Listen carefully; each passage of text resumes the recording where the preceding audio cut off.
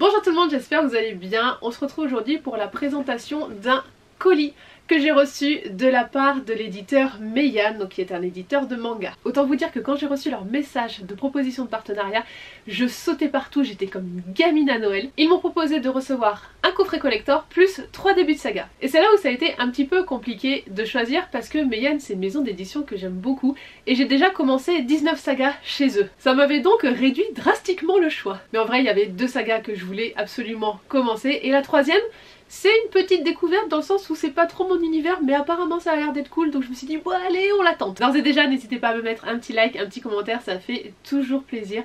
Dites-moi par exemple quel est votre manga préféré chez Meian, ou si vous n'en avez pas encore, quel titre vous aimeriez découvrir chez eux. Et pour la majorité silencieuse, mettez-moi un petit emoji en rapport avec la mer. Vous allez me dire pourquoi, c'est quoi le lien avec les mangas? Mais vous allez voir, ça sera par rapport à la saga que je vais vous présenter en dernier. Allez, je commence par le collector, c'est le coffret des 6 premiers tomes d'Egrégor et à l'intérieur il y a pas mal de goodies. C'est un manga d'Heroic Fantasy qui était sur ma wishlist depuis un moment, donc c'est cool, je vais pouvoir le découvrir. Je vais pas vous montrer le contenu du collector maintenant, je ferai ça dans une vidéo dédiée.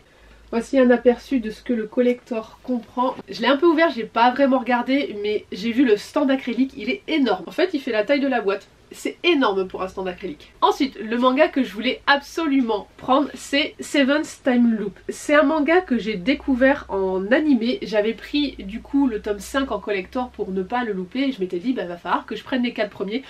Donc ça tombe hyper bien. J'ai eu un énorme coup de cœur pour ce manga. Je pense que en papier, il va être comme l'animé. Franchement, il n'y aurait pas de raison. Et les graphismes sont trop beaux. On va suivre une nana qui à chaque fois meurt quand elle a 20 ans. Elle se réincarne en elle-même et du coup en remontant le temps. Donc elle va vivre comme ça plusieurs vies d'apothicaire, de chevalier, de marchande, etc.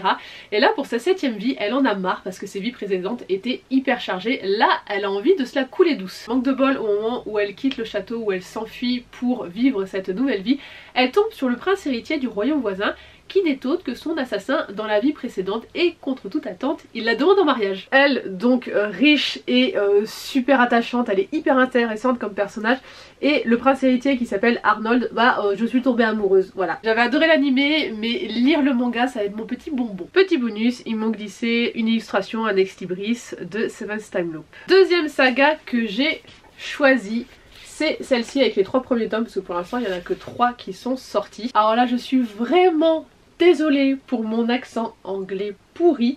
C'est The Do-Over Damsel Conquers the Dragon Emperor. Voilà, désolée. C'est un manga qui me faisait de l'œil depuis sa sortie. Et comme Seventh Time Loop, c'est un isekai, mais pas une réincarnation dans un autre monde, c'est une réincarnation dans le même personnage mais quelques années avant. Ça a l'air drôle, les dessins sont superbes et voilà, je suis encore tombée amoureuse. Je suis désolée, je ne peux pas résister au grand brin ténébreux. Et en goodies, pareil, un ex-libris et un marque-page. Alors attendez, on va faire le petit focus, le recto et le verso. Dans une autre vidéo, je vous montrerai comment je protège mes marque-pages en papier. Parce que sinon, clairement, j'ose pas les utiliser, c'est un peu dommage. Et la dernière saga que j'ai choisie, c'est Grand Blue avec les 4 premiers tomes. Et c'est là où je vous disais que c'est pas trop mon univers parce qu'en fait ça va parler de plongée, mais c'est le club de plongée universitaire et apparemment c'est complètement barré, c'est des soirées étudiantes sur la plage et tout. Si vous avez été étudiant, je pense que vous allez vous retrouver là-dedans et moi ça va me rappeler mes belles années. Donc j'avais bien envie de le découvrir celui-ci. Et en goodies, ils m'ont rajouté